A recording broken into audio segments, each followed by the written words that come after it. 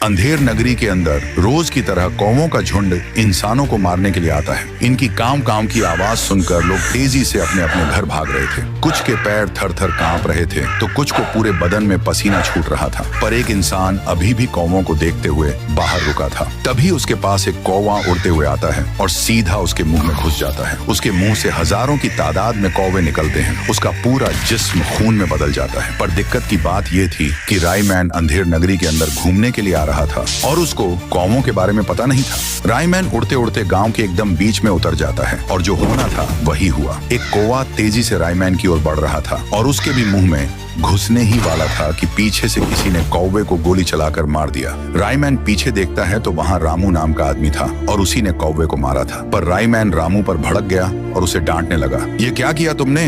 एक बेजुबान की जान ले ली। तुम्हारे अंदर दिल नहीं है क्या? सिर्फ अपने मजे के लिए कौवे को मार डाला। फिर रामू बोल पड़ा, अबे रायमैन, अगर उस कौवे को नहीं मारता ना तो तू खुद कुत्ते की मौत मारा जाता। दरअसल इस गांव में रोज इंसानों को मारने के लिए कौवे आते हैं। लोगों को उसी वक्त अपने घर जाना पड़ता है। जो भी इंसान बाहर रह जाता है वो कौवे उसके मुंह में घुसकर उसके चीथड़े उड़ा देते हैं। ये सुनकर रायमैन के रोंगटे खड़े हो जाते हैं और वह धीमी आवाज में कहता है, पर ये कौवे आते कहाँ से हैं और क्यों आते हैं?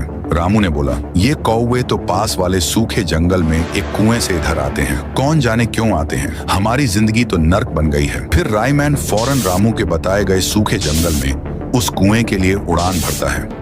रायमैन कुछ घंटों बाद आखिरकार कुएं पर पहुंचता है। जैसे ही रायमैन कुएं के अंदर झांकता है तो बहुत सारे कौवे बाहर उड़कर निकलते हैं। इसका राज पता करने के लिए रायमैन सीधा उस कुएं में कूद जाता है। रायमैन बहुत तेजी से गिरते हुए कुएं के अंत में पहुंच जाता है। वहां ठून ठून गुस्से में बैठा हुआ था। रायमैन ने ठून ठून से पूछा, ऐ लकड़ी जैसे इंसान, मुझे अब पता चल गया है कि तू ही कौवे भेजकर इंसानों को मौत के घाट उतार रहा है। चल बता, ऐसा क्यों कर रहा है? क्या चाहिए तुझे? पर ठून ठून माना नहीं और रायमैन को धमकी दे देता है, तू कौन होता है? मैं तुझे क्यों बताऊं? चला जा यहाँ से, वरना तेरे लिए अच्छा नहीं होगा। रायमैन कहता है, अगर तू अपनी समस्या बताएगा तो शायद मैं तेरी कुछ मदद कर सकूंगा। और हाँ, तुझे मालूम रहे कि मेरे पास तुझसे ज्यादा शक्ति है। इतना कहते ही ठून ठून रो पड़ा और बोला, मेरा नाम ठून ठून है। मैं पुराने जमाने में उस अंधेर नगरी का राजा हुआ करता था। उस वक्त मेरे पास इतनी धन दौलत थी कि अंधेर नगरी के लोग 100 साल तक बैठकर खा सकते थे। पर अपने ही धोखेबाज निकले। व्हाइट 444, जो कि मेरा भरोसेमंद मंत्री था, वह एक दिन आकर मुझको बोला,